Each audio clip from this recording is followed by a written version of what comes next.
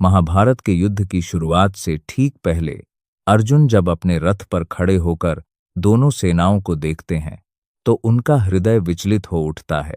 वे देखते हैं कि सामने खड़े लोग कोई शत्रु नहीं, बल्कि उनके अपने गुरु, दादा, भाई, पुत्र, मित्र और संबंधी हैं। इस करुण दृश्य को देखकर अर्जुन का मन दया और शंका से भर जाता है। इसी मानसिक अवस्था में वे यह श्लोक कहते हैं, यद्यप्येते न पश्यन्ति लोभोपहत चेतसा कुलक्षकृतं दोषम मित्रद्रोहे च पातकम।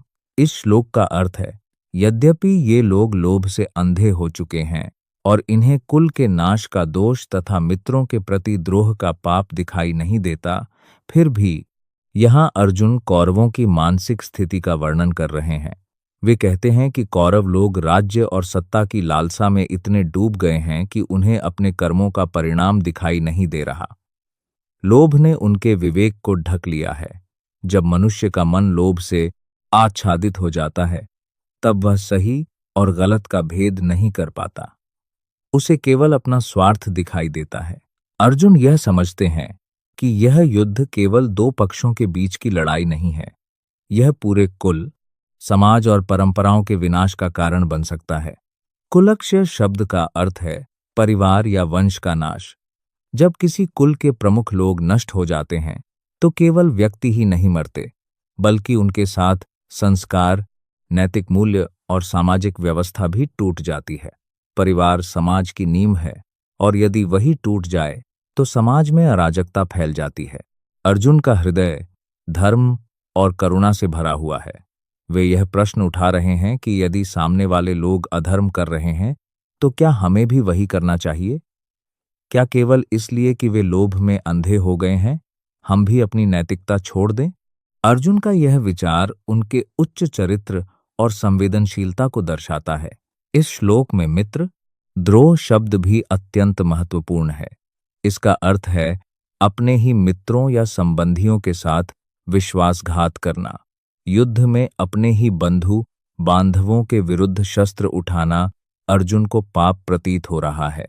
वे सोचते हैं कि यह केवल शारीरिक हिंसा नहीं, बल्कि संबंधों की हत्या भी है। यहाँ अर्जुन के भीतर गहरा नैतिक संघर्ष चल रहा है। एक ओर उनका क्षत्रिय धर्म है जो उन्हें युद्ध करने के लिए प्रेरित करता है, दूसरी ओर उनका हृदय है जो करुणा और प्रेम से भरा हुआ है। यही द्वंद्व उन्हें विचलित कर देता है। वे यह समझ नहीं पा रहे कि सही क्या है। यह श्लोक हमें एक महत्वपूर्ण जीवन संदेश देता है। जब मनुष्य स्वार्थ, लालच या अहंकार में डूब जाता है, तब उसका विवेक नष्ट हो जाता है।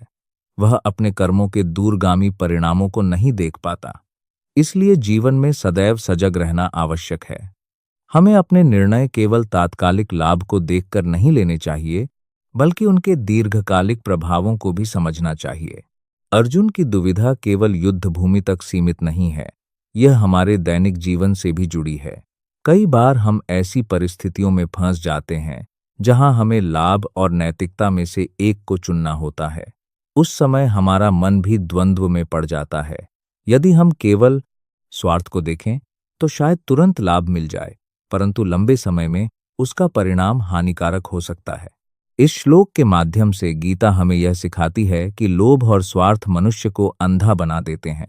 इसलिए अपने मन को शुद्ध रखना और विवेक को जागृत रखना अत्यंत आवश्यक है। जब तक हमारा अंतःकरण जागृत है, तब तक हम सही निर्णय ले सकते हैं। अध्याय 1 में अर्जुन का यह मोह और शंका ही आगे चलकर श्री कृष्ण के दिव्य उपदेश का कारण बनती है। यदि अर्जुन के मन में यह प्रश्न न उठता तो शायद गीता का यह अमूल्य ज्ञान संसार को प्राप्त न होता। इस प्रकार यह श्लोक केवल एक संवाद नहीं, बल्कि मानव जीवन के गहरे नैतिक संघर्ष का प्रतीक है। अंततः यह श्लोक हमें यह सोचने के लिए प्रेरित करता है कि किसी भी परिस्थिति में हमें अपने विवेक और धर्म को नहीं छोड़ना चाहिए। चाहे सामने वाला व्यक्ति गलत मार्ग पर क्यों न चला जाए, हमें अपने आचरण को शुद्ध और न्यायपूर्ण बनाए रखना चाहिए। यही गीता का सार है और यही जीवन का सच्चा मार्ग भी।